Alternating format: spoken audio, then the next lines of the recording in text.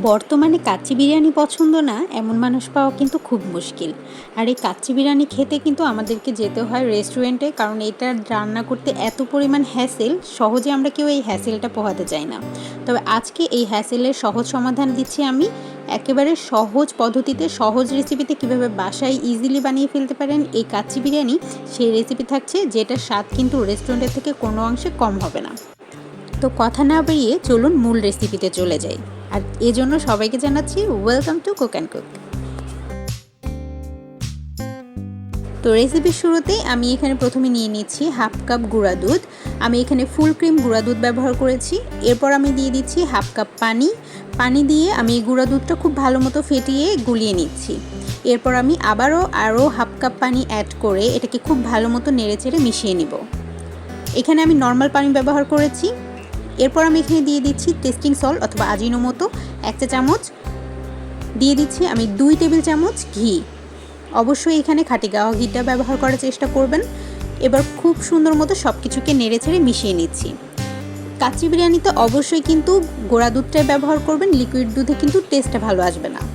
এরপর আমি এখানে কিছু বাদাম নিয়েছি। এখানে আমি কিশমিশ নিয়েছি, কাঠবাদাম, কাজু বাদাম এবং পেস্তা বাদাম, এই সব কিছুকে একসাথে খুব ভালো মতো একটা পেস্ট বানিয়ে নেব। তো যেহেতু কাচ্চি বিরিয়ানি করব, অবশ্যই খাসির মাংস লাগবে। এখানে আমি 1 কেজি খাসির মাংস খুব ভালো মতো ধুয়ে পানি ঝরিয়ে নিয়েছি। এরপর আমি এখানে দিয়ে দিচ্ছি 1.5 টেবিল চামচের মতো আদা রসুন বাটা। আদা রসুন একসাথে, এজন্য আমি এখানে 1.5 টেবিল চামচ নিলাম। আর দিয়ে দিচ্ছি আমি এক্সট্রা আরও 2 চা চামচের মতো রসুন বাটা। যেহেতু খাসির মাংস রসুন বাটাটা একটু বেশি লাগবে। স্বাদ মতো দিয়ে দিচ্ছি লবণ। এরপর আমি দিয়ে দিচ্ছি ধনিয়া গুঁড়া প্রায় 1 টেবিল চামচের মতো। মরিচের গুঁড়া দিয়ে দিচ্ছি 1 চা চামচ, ঝাল যে যেমন পছন্দ করেন সেভাবে দিবেন। হাফ কাপ টক দই দিয়ে দিলাম, খুব ভালো মতো ফেটিয়ে নিয়েছি টক দইটা। আর যে বাদাম বাটাটা রেডি করেছিলাম সেটা হাফ কাপ পরিমাণ হয়েছে, পুরোটা দিয়েছি। পেঁয়াজ বেরেস্তা দিয়ে দিচ্ছি পুরো 1 মুঠ। 2 টেবিল চামচের মতো দিয়ে দিচ্ছি টমেটো সস। এরপর আমি এখানে যেটা দিচ্ছি সেটা হচ্ছে স্পেশাল যে কাচ্চি মশলার গুঁড়াটা আছে সেটা দিয়ে দিচ্ছি। আর এটার রেসিপি কিন্তু অলরেডি আমাদের চ্যানেলে আপলোড করা আছে, আপনারা চাইলে দেখে নিতে পারেন। তো এখানে আমি পুরোটাই দিয়ে দিচ্ছি, সামান্য একটু রেখে দিব, মানে পুরোটা না, মানে 4 ভাগের 3 ভাগ দিয়েছি আর আমি 1 ভাগ রেখে দিলাম। আর দিয়ে দিচ্ছি পেঁয়াজ বেরেস্তা করা যে তেলটা ছিল অবশিষ্ট সেটা। আর এখানে 1 টেবিল চামচ গাওয়া ঘি দিয়ে দিলাম এবং সব কিছুকে একসাথে খুব ভালো মতো নেড়েচেড়ে ম্যারিনেশন করব। আর এই ম্যারিনেশনটা অবশ্যই কিন্তু যদি সময় পেলে 1 থেকে 2 ঘন্টা রেখে দিবেন। খুব ভালো মতো ম্যারিনেশন করে এবার আমি এটাকে একটুখানি রেস্টে রেখে দিচ্ছি, মোটামুটি 1 ঘন্টার জন্য। বাই দ্য ওয়ে, রেস্টে রাখার আগে এখানে আমি একটু ফয়েল পেপার দিয়ে খুব সুন্দর মতো একটা বাটি সিস্টেম করে নিয়েছি এবং এটাকেই মাংসের মাঝখানে বসিয়ে দিলাম। এবং এখানে আমি দিয়ে দিচ্ছি পোড়া গরম কয়লা। অবশ্যই এটা চেষ্টা করবেন, তাহলে কিন্তু কাচ্চির যে টেস্ট সেটা ভালো পাবেন। এবং এই গরম কয়লার উপরে দিয়ে দিলাম আমি সামান্য একটু ঘি। খুব ভালো মতো যখন ধোয়া উঠে যাবে এবার আমি খুব তাড়াতাড়ি এটাকে ঢাকনা দিয়ে বন্ধ করে দিব। এবং এখানে যেই হোলটা আছে এটাকে আমি খুব সুন্দর মতো আটকে দিচ্ছি, যাতে যেই পোড়া ভাবটা আছে সেটা বাইরে চলে না আসে। তো ফিরে আসছি 1 ঘন্টা পর। তো এখানে আমি বাসমতি চাল নিয়েছি হাফ কেজি পরিমাণের, এবং চালটাকে আমি এবার খুব ভালো মতো ধুয়ে নেব। আমি আজকে যেহেতু কাচ্চি রান্না করছি অবশ্যই বাসমতি চাল দিয়ে রান্না করছি, আপনারা চাইলে এটা কিন্তু পোলার চাল দিয়েও রান্না করতে পারেন। বাসমতি চালটা কিন্তু খুবই হালকা হাতে ধুতে হবে, এটা কিন্তু বেশ কচলিয়ে ধোয়া যাবে না। এবং এই চালটাকে খুব ভালো মতো ধুয়ে আমি 10 মিনিটের জন্য পানিতে ভিজিয়ে রাখবো। এরপরে একটা স্ট্রেনারে আমি পানিটাকে ঝরিয়ে নিব। তো এখানে আমি একটা প্যান নিয়েছি এবং এই প্যানের মধ্যে দিয়ে দিচ্ছি আমি আলু। অবশ্যই কাঁচিতে আলু লাগবে। তো এখানে আমি সামান্য পরিমাণে তেলে এই আলুগুলোকে ভেজে নেব। আর আলুগুলোকে ভাজার জন্য আমি আলুর মধ্যে দিয়ে দিচ্ছি সামান্য পরিমাণে একটু লবণ। আর দিয়ে দিব আমি এখানে একটুখানি food colour, orange food colour ব্যবহার করছি আমি এখানে। আপনারা চাইলে জাফরান কালার অথবা যে গুঁড়া জাফরান পাওয়া যায় সেটা দিয়েও কিন্তু এখানে খুব সুন্দর মতো ভেজে নিতে পারেন। অবশ্যই আলুগুলো এখানে কিন্তু 50% কুক করে নিতে হবে, খুবই অল্প আছে, মৃদু আছে। আপনারা এই আলুগুলোকে খুব সুন্দর মতো ভেজে নেবেন।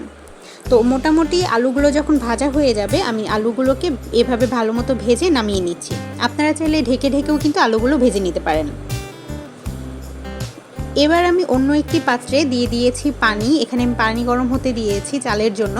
আর এখানে আমি কিছু মশলা নিয়েছি, দারচিনি, এখানে আছে কাবাব চিনি আছে কিছু, আপনারা চাইলে গোলমরিচ দিতে পারেন। এখানে আমি দিয়েছি শাহি জিরা, এখানে নিয়েছি, এখানে 2টা জয়ত্রী নিয়েছি, একটা স্টার অ্যানিস, কিছু তেজপাতা এবং নিয়েছি কিছু এলাচ।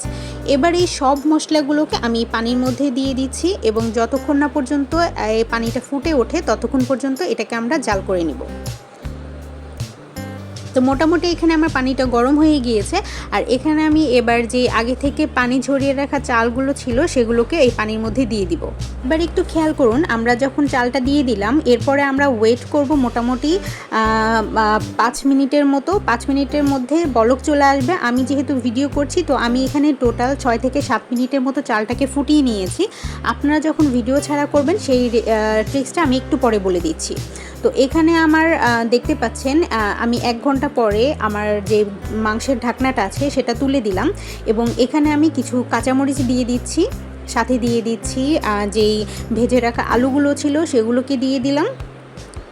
এরপর আমি এখানে দিয়ে দিব কিছু পেঁয়াজ বেরেস্তা, উপর থেকে খুব ভালো মতো ছড়িয়ে দিচ্ছি। আর দিয়ে দিচ্ছি কিছু আলু বোখারা। এটা অপশনাল, আপনারা চাইলে এটা দিতেও পারেন, স্কিপও করতে পারেন। এরপর আমি এখানে দিয়ে দিচ্ছি চাল। এবার আমি বলছি, এই যে প্রথম যে ধাপের চালটা দিলাম এটা কিন্তু 4 মিনিট ফোটানোর পর এই চালটা দিয়েছি এবং দ্বিতীয় ধাপের যে চালটা এটা 6 মিনিট ফোটানোর পর দিয়েছি এবং যে থার্ড লেয়ার যেটা আছে সেই লেয়ারের চালটা আমি মোটামুটি 7 মিনিট পরে দিয়েছি। তো এভাবে স্টেপ বাই স্টেপ মিনিট ধরে আপনারা যদি দিতে থাকেন তাহলে কিন্তু আপনাদের কাচ্চি বিরিয়ানির যে চাল সেটা কিন্তু পারফেক্টলি ফুটে উঠবে।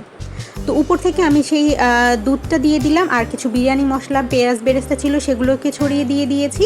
আর এখানে আমি একটুখানি ছিদ্র করে নিলাম, সেটার ভেতরে আমি একটুখানি জাফরান কালার যেটা আছে, ফুড কালার, আমি সেটা দিয়ে দিলাম, অরেঞ্জ ফুড কালার। আপনারা চাইলে জাফরান দুধে গুলিয়ে এখানে দিয়ে দিবেন। এরপর খুব ভালো মতো আমি সমান করে দিচ্ছি। আর এখানে আমি এবার দিয়ে দিচ্ছি কেওড়া জল অথবা গোলাপ জল, আপনারা যেটা পারেন সেটা দিয়ে দিবেন। আমি এখানে 1 টেবিল চামচের মতো ব্যবহার করেছি।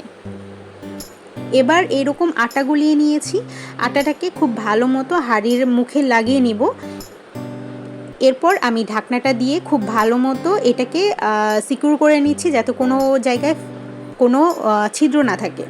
তো খুব ভালো মতো লাগানো হয়ে গিয়েছে। এবার আমি এখানে চুলায় এরকম একটা তাওয়া দিয়েছি, তাওয়ার উপরে বসিয়ে দিলাম এবং এখানে আমি 5 মিনিট হাই হিটে এটাকে জাল করে নিব। এরপরে বাকি যে সময়গুলো থাকবে সেটাকে আমি একেবারে চুলাটাকে এভাবে ডিম করে দমে বসিয়ে রাখবো মোটামুটি 1.5 ঘন্টার জন্য। তো এই স্টেপগুলো ফলো করলে তাহলে কিন্তু আপনার ভেতর থেকে কাচ্চি বিরিয়ানির যে খাসির মাংসটা আছে সেটাও খুব ভালো মতো কুক হয়ে যাবে, চালগুলো কিন্তু খুব ভালো মতো ফুটে যাবে। তো এখানে আমার 1.5 ঘন্টা পর আমি এবার ঢাকনাটা তুলে নিচ্ছি। তো ব্যাস, এই ঢাকনাটা যখন খুলবেন আর আপনার নাকে যখন এসে এই কাচ্চি বিরিয়ানির ঘ্রাণটা যাবে আপনি বুঝতেই পারবেন আপনার কাচ্চি বিরিয়ানিটা কতটা পারফেক্ট হয়ে যায়। তো দেখতেই পাচ্ছেন এখানে কিন্তু আমার চালগুলো একেবারে ঝরঝরে হয়ে গিয়েছে, কোনো রকম কোনো চালগুলো ভেঙে যায়নি, একেবারে পারফেক্ট হয়েছে।